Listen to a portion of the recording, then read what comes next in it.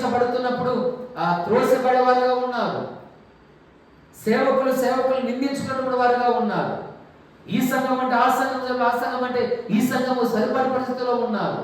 ఎవరు అంటే బైబిల్ పట్టుకుని వాక్యం చెప్పేటువంటి క్రైస్తవులే, బోధకులు అని చెప్పుకున్న వారే, అనేక మంది మంచి మంచి ప్రవక్తలను చెప్పుకున్న వారే దేవుని మాట విననోళ్ళని ప్రజలుగా ఉన్నారు.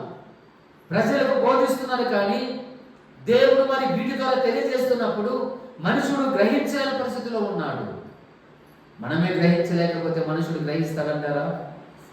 అందుకే అండి దేవుడు వీటి ద్వారా వారికి స్పష్టంగా ఆయన తెలియజేశాడు, బోధను బోధించాడు వాటి ద్వారా.